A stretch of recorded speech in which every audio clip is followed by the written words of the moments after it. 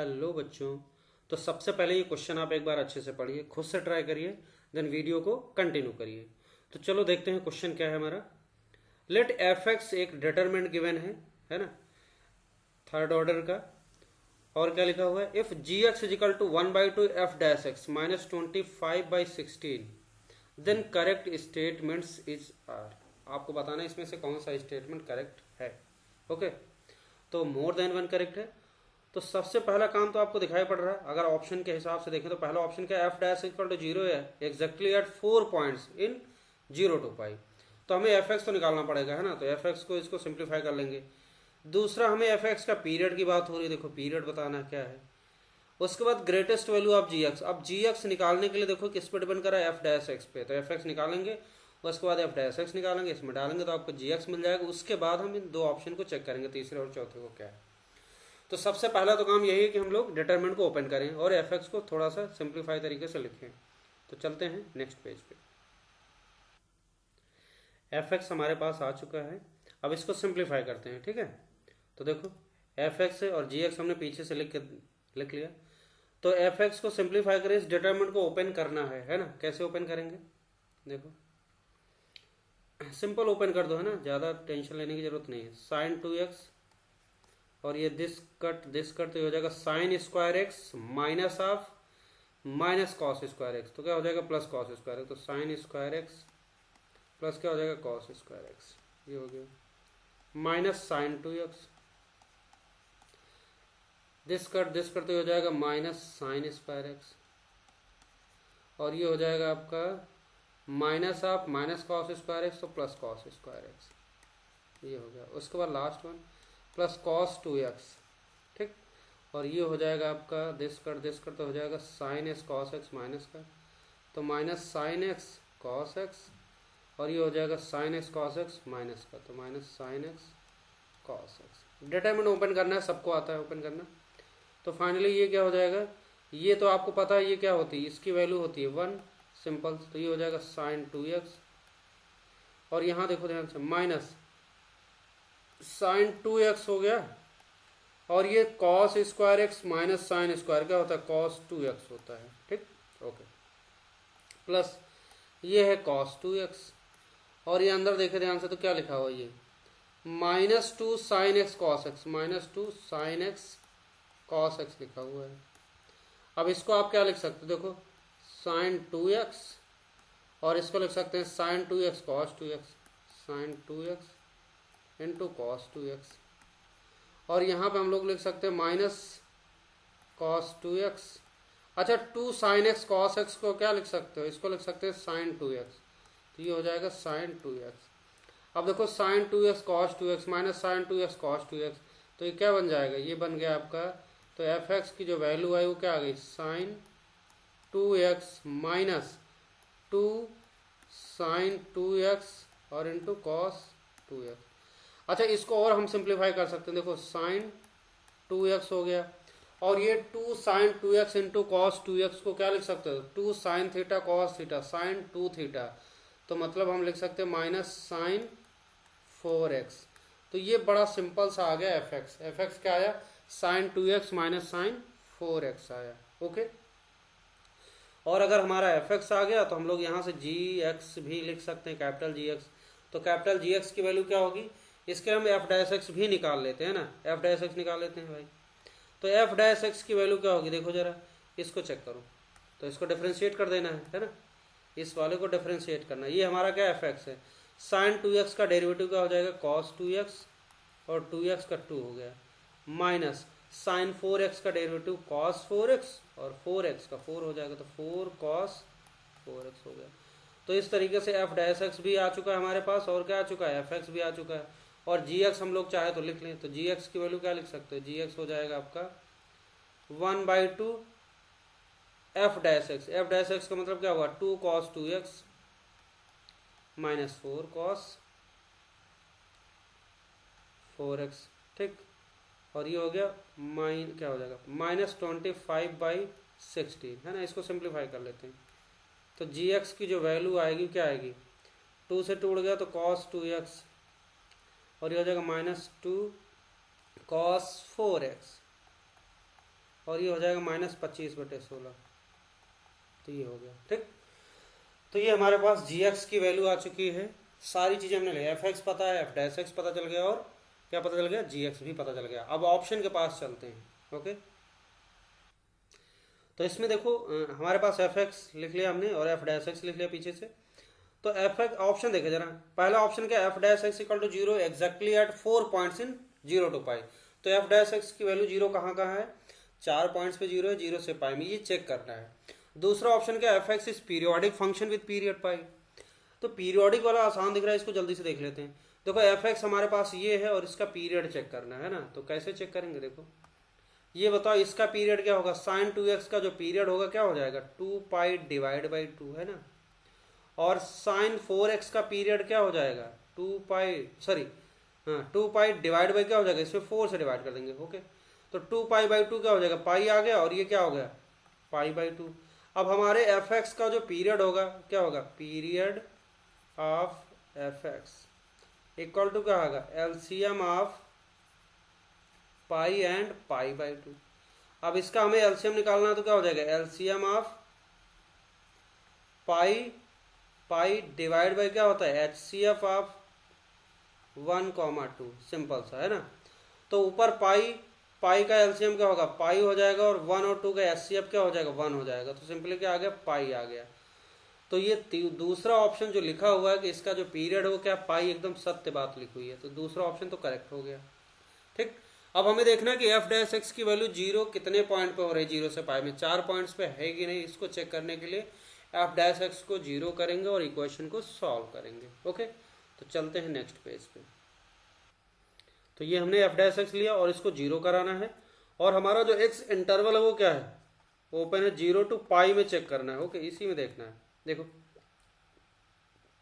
इसको 0 करेंगे तो आपको क्या पड़ रहा, 2 cos 2x माइनस क्या हो जाएगा, 4 cos 4x equal to 0।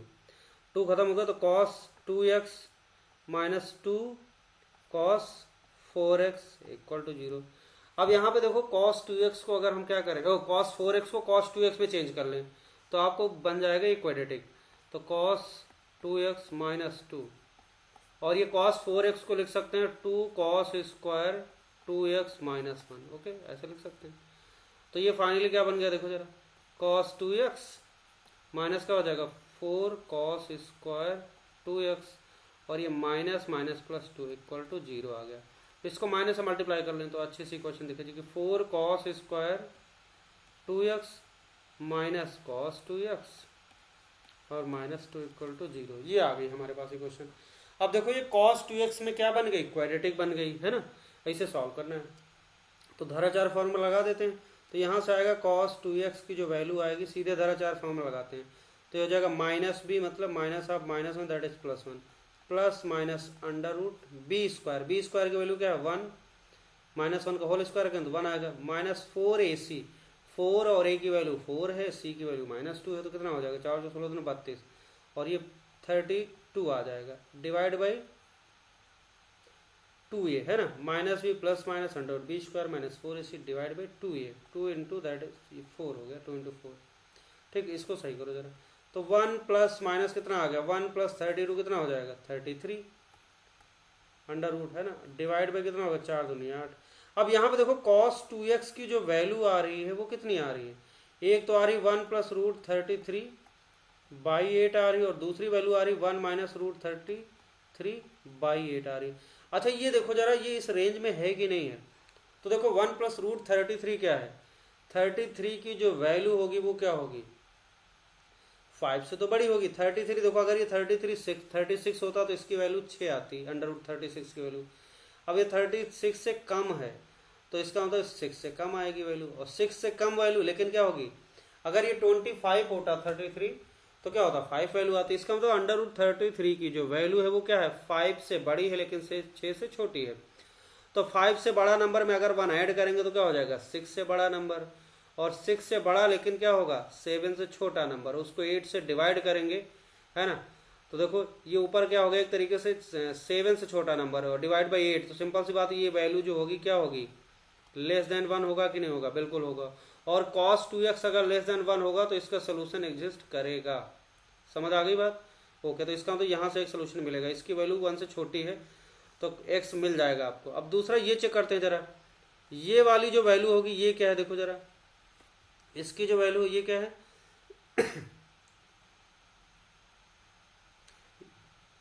Under ये आएगा आपका -5 समथिंग, है ना, तो ये 1 ऐड होगा तो -4 समथिंग, और फिर ये -1 मतलब क्या हो जाएगा, -1 से 0 के बीच वाला नंबर है, ये क्या है -1 to 0 के बीच वाला नंबर है। तो यहाँ भी cos 2x की वैल्यू -1 से 0 के बीच वाला कोई नंबर होगा तो cos 2x की वैल्यू x आ जाएगा। समझ आ गई? इसका तो दोनों वैल्यू ठीक ठाक है। अब ये एग्जैक्ट वैल्यू निकालने की जरूरत भी नहीं है, बस हमें ये देखना है कि इसकी जो वैल्यू है ये किस नंबर के बीच में है। तो हमें दिख रहा है -1 से 0 के बीच वाला नंबर है, और ये क्या है 1 से छोटा है लेकिन 0 से बड़ा है। ठीक है, समझ आ गई बात? अब हम क्या करते हैं, cos 2x का ग्राफ बनाओ, ग्राफिकली हम लोग देख लेंगे, अच्छा रहेगा। अच्छा, cos 2x का ग्राफ बनाने के लिए अगर हम इसका चेक करें पीरियड क्या होगा, तो cos 2x का पीरियड क्या होगा, cos x का पीरियड होता है 2 पाई, और 2 पाई बाई क्या हो जाएगा, 2 से डिवाइड कर देते हैं तो कितना हो जाएगा, पाई हो जाएगा। तो ये पीरियोडिक विद पीरियड क्या हो जाएगा, पाई हो जाएगा। cos x का फोटो बनाओ जरा, cos x का फोटो मतलब cos 2x का फोटो बना रहे हैं ना, देखो, तो ये ऐसे बना लेते हैं, एक मिनट, cos x का फोटो,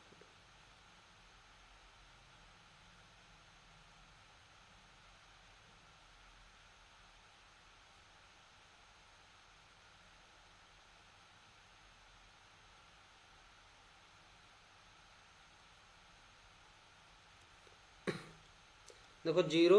अब यहाँ पे जो cos x है वो क्या है, पीरियोडिक विद पीरियड, ये cos 2x का पीरियड क्या हो जाएगा, पाई हो जाएगा, है ना।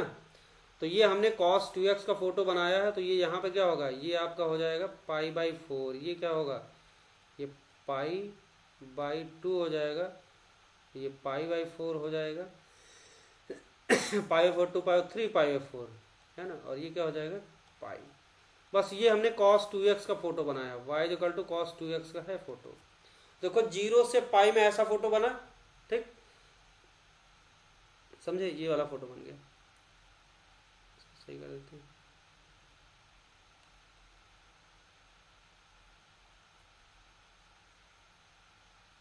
यहाँ तक, ठीक है, यहाँ तक बन गया। अब हमें क्या करना है, ये वाला नंबर देखो, ये 1 प्लस रूट 33/t 1 से छोटा नंबर है, तो ये cos 2x की वैल्यू 1 से छोटी कुछ फिक्स वैल्यू यहाँ बना लेते, मान लेते यहाँ कहीं होगा। तो ये जब वैल्यू बनाएंगे तो देख सकते हैं आप, ये हॉरिजॉन्टल लाइन यहाँ पे एक ये कट हो रहा और एक ये 2 पॉइंट पे कट हो रहा, तो 2 सोल्यूशन यहाँ से मिल जाएंगे।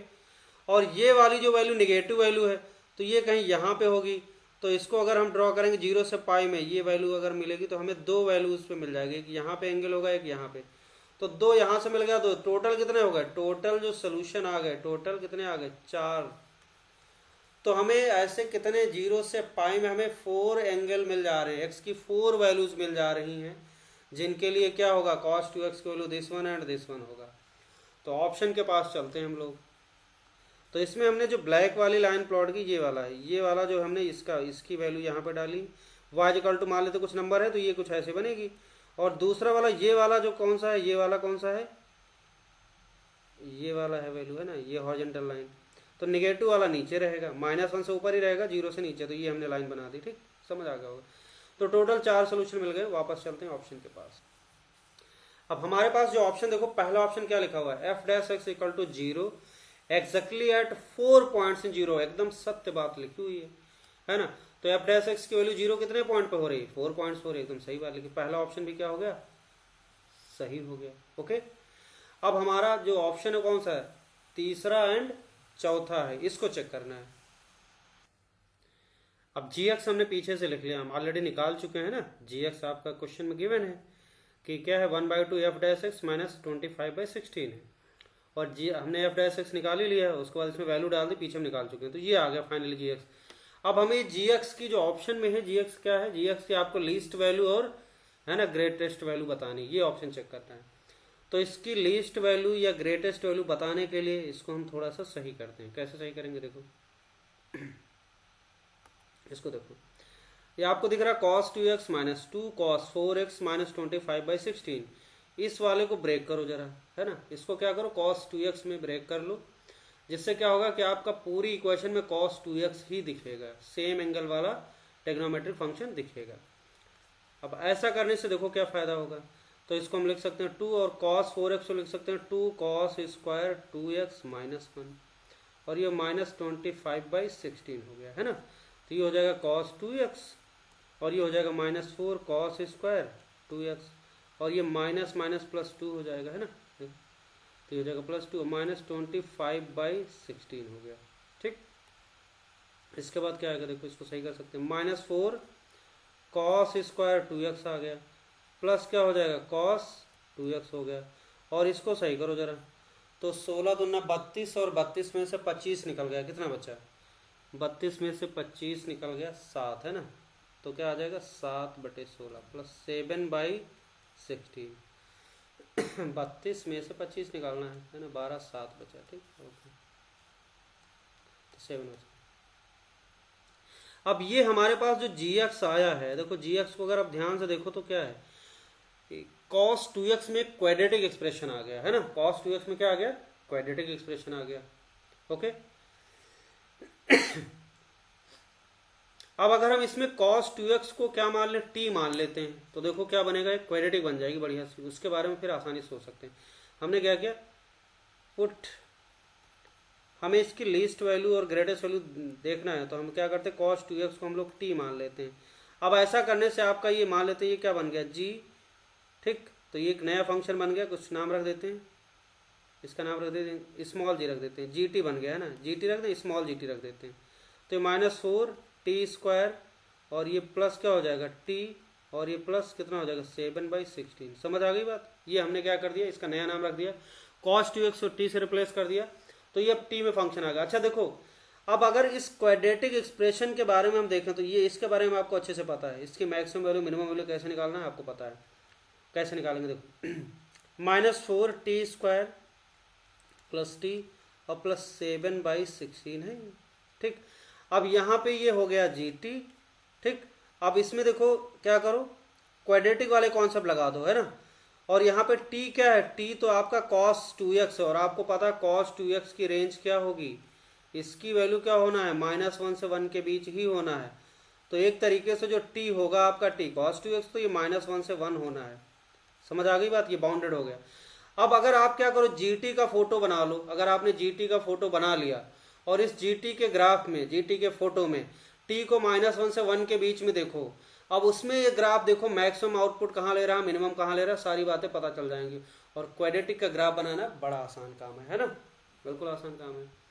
तो देखो कैसे करते हैं, -4 t square plus t plus 7/16, अब इसमें जो कंटिन्यूअस तो है, ये ग्राफ क्या है, t में पॉलिनॉमियल है, कंटिन्यूअस है, तो इसमें जो मैक्सिमम या मिनिमम वैल्यू आने के जो चांसेज होंगे कहाँ कहाँ हो सकते हैं, एक तो बॉर्डर पे हो सकते हैं, और बीच में कहाँ पे हो सकता है, इसका वर्टेक्स पे हो सकता है। अगर वर्टेक्स वाला कोऑर्डिनेट क्या होगा, इस रेंज में आएगा तो सबसे पहले चेक करते हैं, इसका ग्राफ बनाना सीखना है आपको, ग्राफ बनाना आता ही फटाफट बनाते हैं। कैसे बनाते हैं, सबसे पहले वर्टेक्स निकालते हैं, ठीक है। वर्टेक्स क्या होगा, -b/2a, तो -b की वैल्यू देखो, a की वैल्यू -4 है, b की वैल्यू क्या है यहाँ पे 1 है, और c की वैल्यू 7/16, तो -b/2a, -b की वैल्यू 1 है, बाई 2a का मतलब क्या हो गया, 2a की वैल्यू क्या है -4 है, तो ये हो जाएगा 1/8, है ना, क्या आ गया 1/8 आ गया, तो ये आ गया 1/8, तो इसको फिर से लिख लेते हैं, साफ साफ 1/8 लिख लेते हैं, इसको मिटा देते हैं, तो क्या आ गया 1/8, है ना। तो वर्टेक्स का कोऑर्डिनेट -b/2 है, जो हमने कैलकुलेट किया, आ गया 1/8, तो 1/8 लिख लेते हैं सीधे, 1/8 हो गया। अब y कोऑर्डिनेट क्या होगा वो निकालना है, तो क्या करो, इसमें 1/8 डाल देते हैं, ठीक, या फिर क्या होता है -d/4 है, या आप ये कैलकुलेट करो -d/4 निकाल लो, इससे भी कैलकुलेट कर सकते हो, तो -d/4 निकाल लो, है ना, तो -d क्या होगा, -d की वैल्यू लिखेंगे 1 स्क्वायर -4 इंटू -4 इंटू 7/16, ये लिखा डिवाइड बाई 4a, a की वैल्यू -4 और 4a, इसको सिंप्लीफाई करेंगे तो -8/16 आएगा माइनस का, और ये 1/2 आ गया। आप चाहो तो ऐसे निकाल लो, या फिर ये इसमें t की वैल्यू 1/8 डाल दो, सिंप्लीफाई करो तो क्या आ जाएगा 1/2 आ गया। तो वर्टेक्स कोऑर्डिनेट निकालना आता है, ठीक, और जैसे वर्टेक्स कोऑर्डिनेट आपने निकाल लिया, तो देखो क्या होगा, इसका ग्राफ बनाना है, कैसे बनेगा, ये बन गया।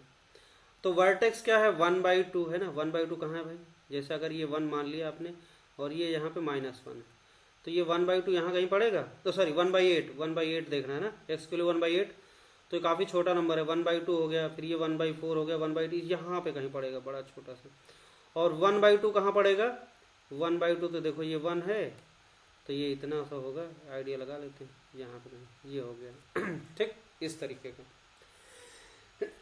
ये 1/2 हो गया हाईएस्ट। अब देखो ध्यान से, इस ग्राफ में एक अच्छी बात क्या है, इसको देखना है, इसका जो t² है ना, ये क्या है, ये अगर हमने t एक्सेज माना है, और ये क्या है gt, ये y एक्सेज है, ठीक है, ये gt एक्सेज।